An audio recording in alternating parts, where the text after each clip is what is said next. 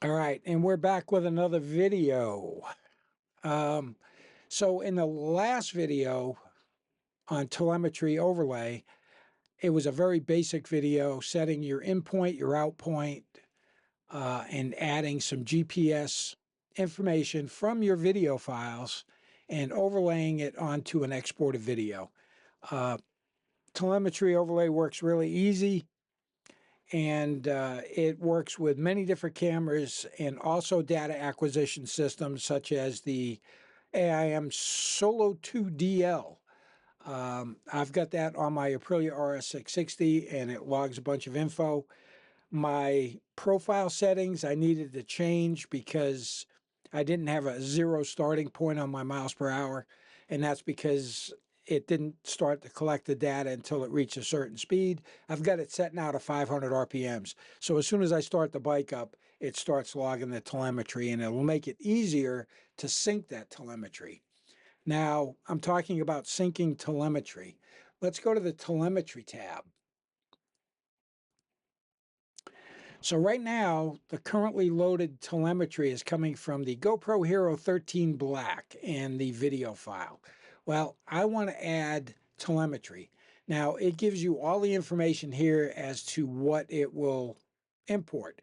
So GoPro DJI drones, Insta360, GPX, Garmin Fit, blah, blah, blah, blah, blah, blah, race chrono, race capture, V-Box. There's tons of them. So pretty much anything that you're using, you're going to be able to import. Let's click Add Telemetry, and let's see. I've got it on a...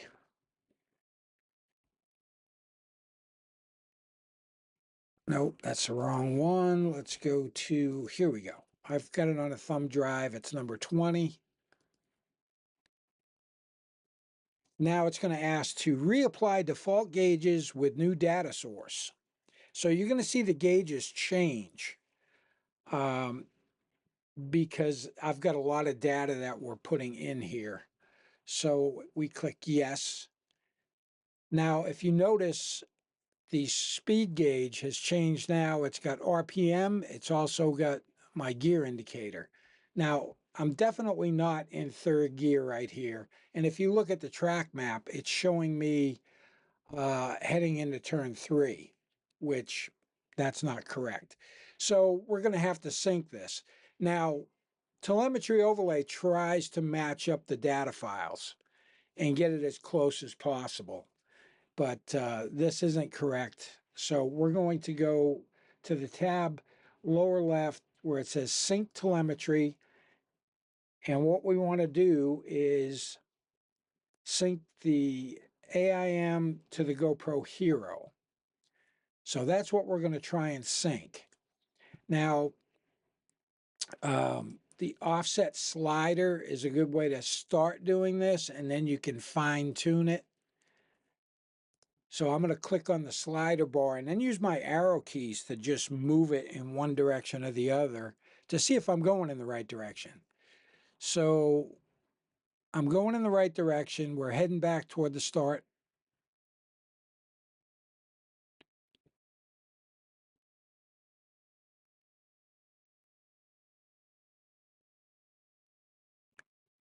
And I know for a fact that it's stuck at 23 miles per hour. I'm not sure why it's showing that, but that's pretty much the start. And that's because I had the profile incorrect on the Solo2 DL. So I've changed that. Hopefully next round, the data will look a little more correct.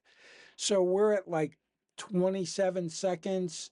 Let's start the video and see how close we are to where the speed picks up. So it started before the bike even started moving. So I need to move that even more than 27 seconds. So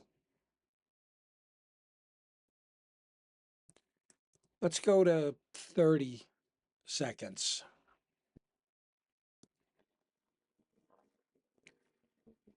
And that's going to be pretty close.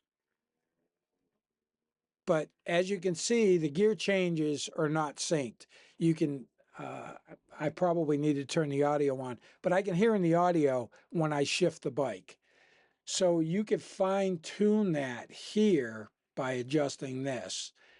We're probably gonna, I don't know, I'm gonna go here. We'll go back to the start again, start the video again.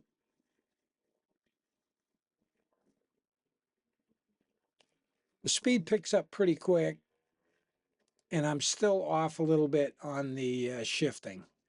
So let's move this up. I don't know, we'll go here and see what happens. We'll start it again.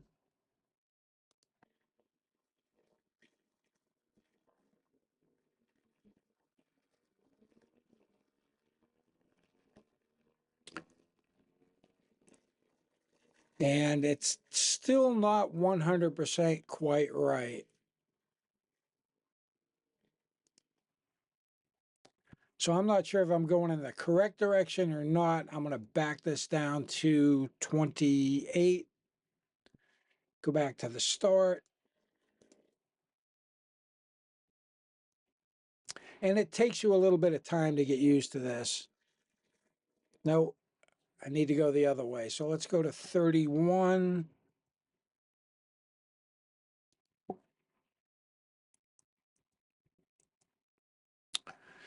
Let's see how that looks. We'll go right back to the start.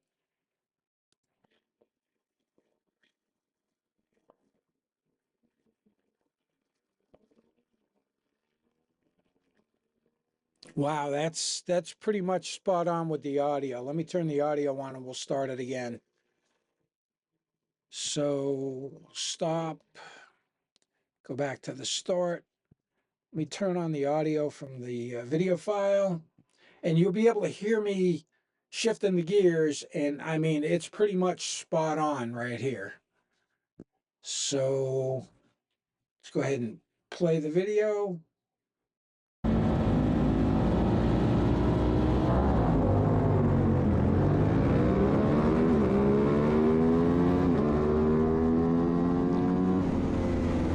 Wow, that looks pretty good.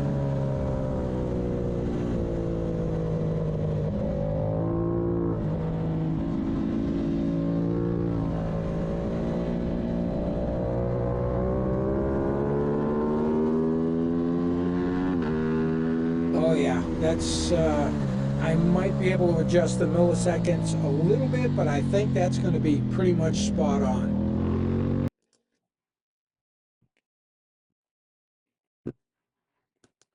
So once you get happy with that, again, it brought in the default gauges again, but it did change the dash gauge. This changed to dashboard,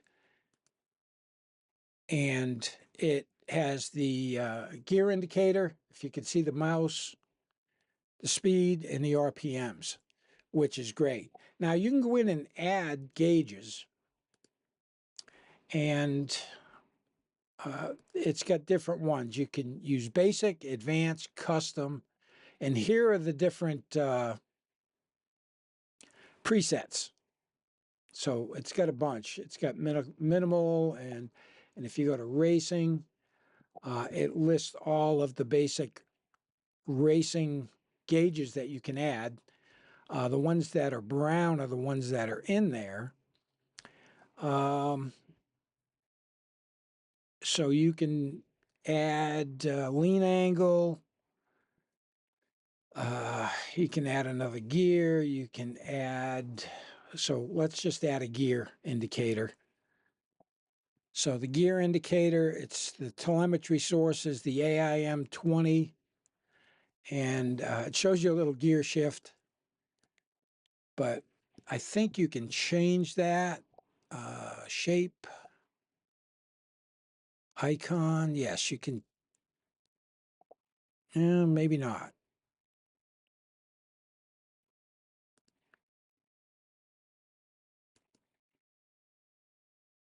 You can change the size. That's the size of the number. I'm not sure if you can change that to a GP shift or not. But anyway, I'm just showing you how to add gauges. And this is very new to me. So I'm learning as much as you are as I do this video. I'm going to go ahead and delete that one. We'll go back and add another gauge. Let's see. Dynamic map. This is actually pretty cool. You can add a dynamic map. Very interesting. And I believe it's using Mapbox for the actual map. So we can make this a little bit smaller and maybe add this underneath the track overlay. Let's play that and see what it looks like. Let me turn the audio back on.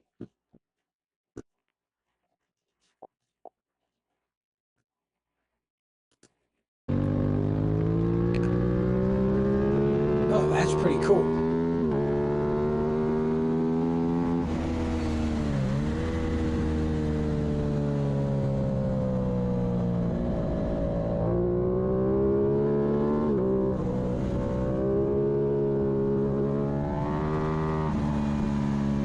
That's very interesting.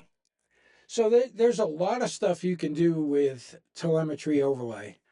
And by no means this is not the most you can do with it. I mean, there's so much you can do with it. We could change from racing to advanced. And now it gives you even more things you can add.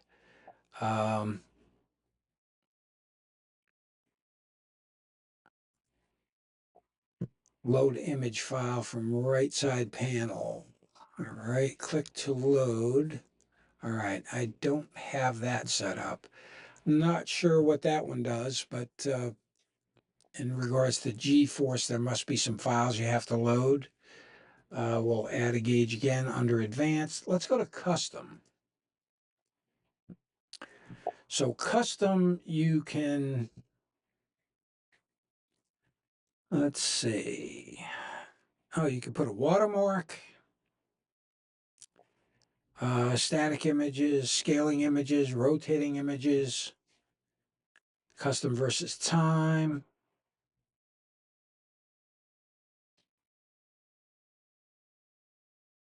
So let's click on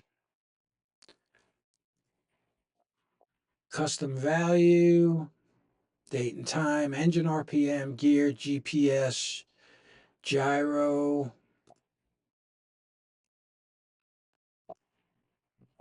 So this is a gyro and a bar graph type thing.